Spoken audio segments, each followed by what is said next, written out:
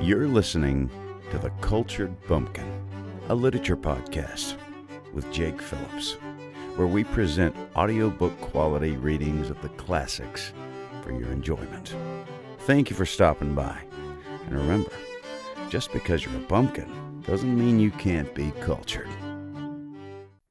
Hello and welcome to The Cultured Bumpkin. Today will be a little different. I'm going to play an episode from Ode to a Mockingbird for you. Now, Ode to a Mockingbird is my sleep podcast, Southern Sleep Podcast.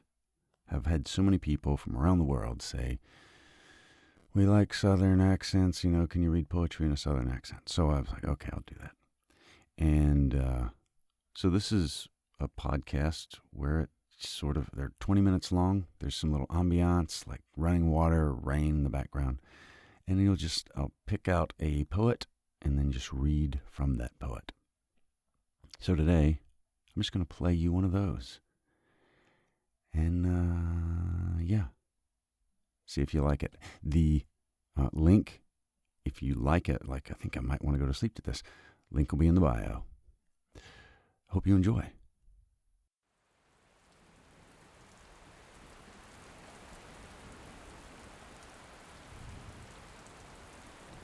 Well, hello there. Welcome back to Ode to a Mockingbird. I'm Jake. On this episode, I thought we'd read some poems from the English romanticist William Wordsworth.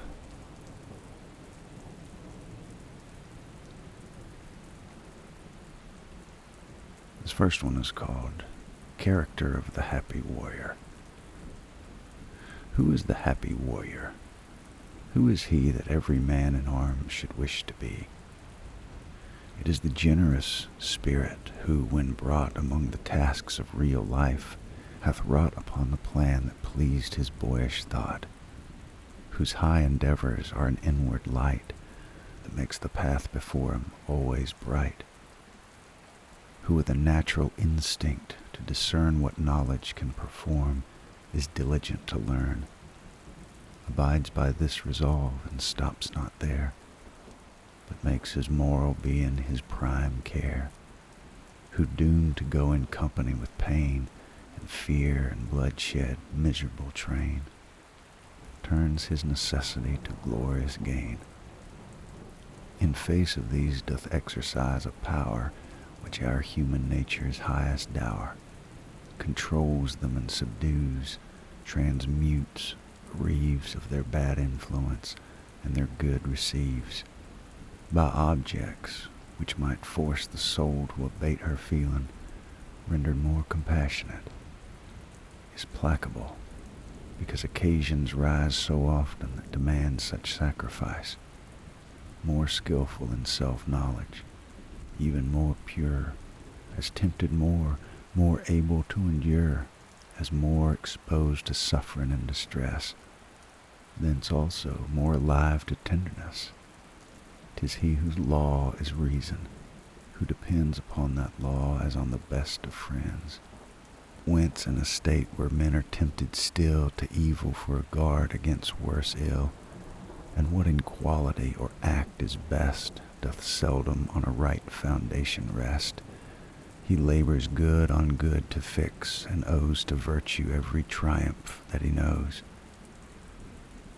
Who, if he rise to station of command, rises by open means, and there will stand on honorable terms, or else retire, and in himself possess his own desire, who comprehends his trust, and to the same keeps faithful with a singleness of aim, and therefore does not stoop, nor lie in wait for wealth or honors or for worldly state, whom they must follow, on whose head must fall like showers of manna if they come at all, whose power is shed round him in the common strife, or mild concerns of ordinary life, a constant influence, a peculiar grace, but who, if he be called upon to face some awful moment to which heaven has joined great issues, good or bad for humankind, is happy as a lover, and attired with sudden brightness, like a man inspired, and through the heat of conflict keeps the law in calmness made, and sees what he foresaw, or if an unexpected call succeed, come when it will, is equal to the need. He who, though thus endued with a sense and faculty for storm and turbulence, is yet a soul whose master bias leans to home-felt pleasures and to gentle scenes, sweet images, which, wheresoe'er he be, are at his heart, and such fidelity is his darling passion to approve, more brave for this, that he hath much to love. 'Tis finally the man who, lifted high, conspicuous object in a nation's eye, or left unthought of in obscurity, who with a toward or untoward lot, prosperous or adverse to his wish or not, plays in the many games of life, that one where he most doth value must be won, whom neither shape or danger can dismay, nor thought of tender happiness betray, who, not content that former worth stand fast, looks forward, persevering to the last, from well to better, daily self-surpassed, who, whether praise of him must walk the earth forever, and to noble deeds give birth, or he must fall to sleep without his fame, and leave a dead, unprofitable name, finds comfort in himself and in his cause, and while the mortal mist is gathering, draws his breath in confidence of heaven's applause. This is the happy warrior. This is he that every man in arms should wish to be.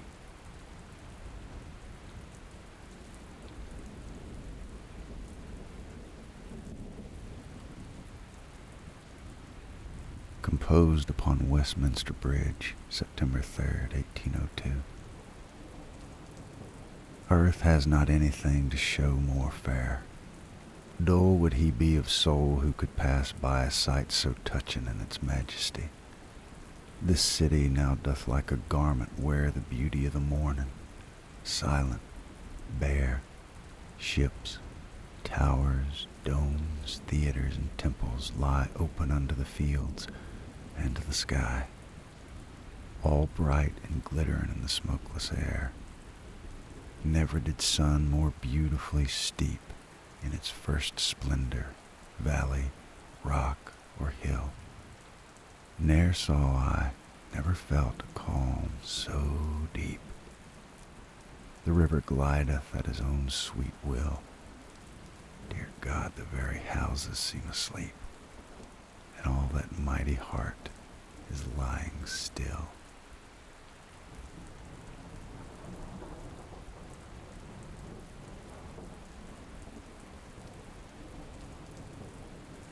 Stanzas suggested by a picture of Peel Castle in a Storm, painted by Sir George Beaumont. I was thy neighbor once, thou rugged pile. 4 summer weeks I dwelt in sight of thee. I saw thee every day, and all the while thy form was sleeping on a glassy sea. So pure the sky, so quiet was the air, so like, so very like was day to day. Whene'er I looked, thy image still was there. It trembled, but it never passed away. How perfect was the calm! It seemed no sleep, no mood which season takes away or brings. I could have fancied that the mighty deep was even the gentlest of all gentle things. Ah, then, if mine had been the painter's hand to express what then I saw and add the gleam, the light that never was on sea or land, the consecration and the poet's dream, I would have planted thee, thou hoary pile, amid a world how different from this, beside a sea that could not cease to smile on tranquil land, beneath a sky of bliss. Thou shouldst have seemed a treasure house divine of peaceful years, a chronicle of heaven, of all the sunbeams that did ever shine, the very sweetest had to thee been given. A picture had it been of lasting ease, Elysian quiet without toil or strife, no motion but the moving tide, a breeze, or merely silent nature's breathing life. Such picture would I at that time have made, and seen the soul of truth in every part, a steadfast peace that might not be betrayed. Since once it would have been, 'tis so no more. I have submitted to a new control. A power is gone which nothing can restore. A deep distress hath humanized my soul. Not for a moment could I now behold a smiling sea and be what I have been. The feeling of my loss will ne'er be old. This which I know I speak with mind serene. Then Beaumont, friend, who would have been the friend if he had lived of him whom I deplore, this work of thine I blame not but commend. This sea in anger and that dismal shore, oh, 'tis a passionate work, yet wise and well chosen is the spirit that is here, that hulk which labors in the deadly swell, this rueful sky, this pageantry of fear, and this huge castle standing here sublime.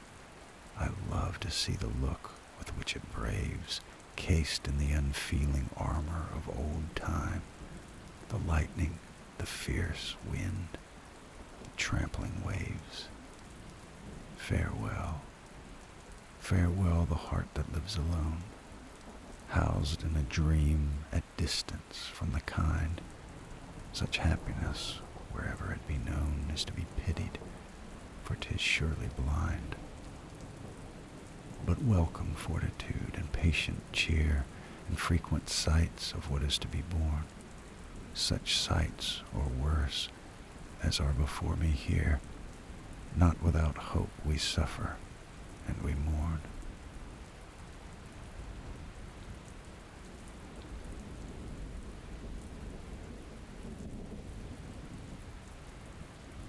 The French Revolution, as it appeared to enthusiasts at its commencement. Oh, pleasant exercise of hope and joy! For mighty were the auxiliaries which then stood upon our side, we who were strong in love. Bliss was it that was dawn to be alive, but to be young was very heaven.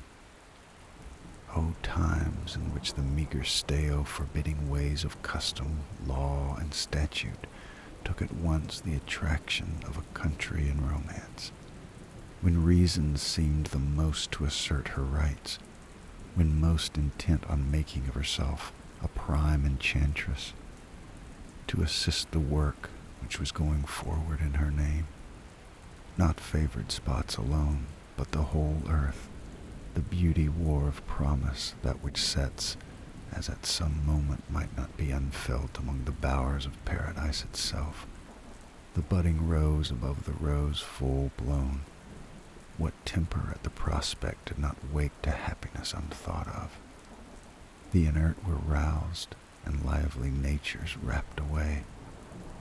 They who had fed their childhood upon dreams, the playfellows of fancy, who had made all powers of swiftness, subtlety, and strength their ministers, who in lordly wise had stirred among the grandest objects of the sense, and dealt with whatsoever they found there as if they had within some lurking right to wield it.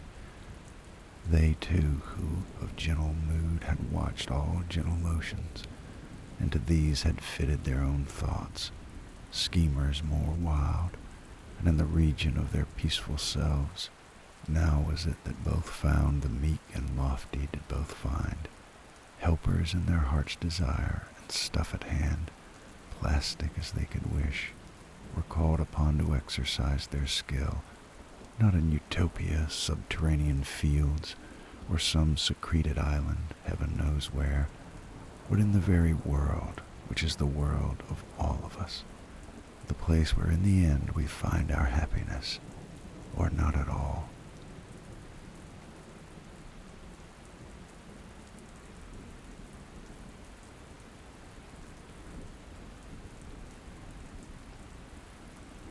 I wandered lonely as a cloud. I wandered lonely as a cloud that floats on high o'er vales and hills, when all at once I saw a crowd, a host of golden daffodils, beside the lake, beneath the trees, fluttering and dancing in the breeze. Continuous as the stars that shine and twinkle on the Milky Way, they stretched in never-ending line along the margin of a bay. 10,000 saw I at a glance, tossing their heads in sprightly dance. The waves beside them danced, but they outdid the sparkling waves in glee. A poet could not but be gay in such a jocund company. I gazed and gazed, but little thought what wealth the show to me had brought. For oft, when on my couch I lie in vacant or in pensive mood, they flash upon the inward eye, which is the bliss of solitude. And then my heart with pleasure fills, and dances with the daffodils.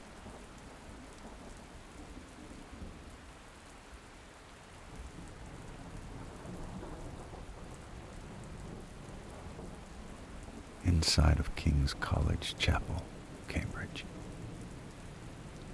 Tax not the royal saint with vain expense, with ill-matched aims the architect who planned, albeit laboring for a scanty band of white-robed scholars only, this immense and glorious work of fine intelligence. Give all thou canst. High heaven rejects the lore of nicely calculated less or more. So deemed the man who fashioned for the sense these lofty pillars, spread that branching roof, self-poised, and scooped into 10,000 cells where light and shade repose, where music dwells lingering, and wandering on as doth he lie, like thoughts whose very sweetness yieldeth proof that they were born for immortality.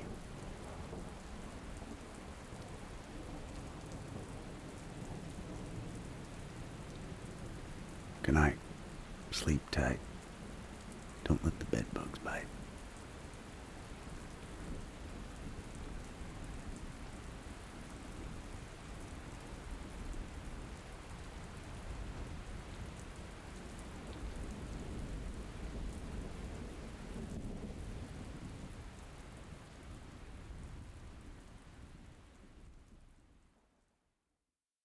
Well, that's all he wrote, and I hope you enjoyed that.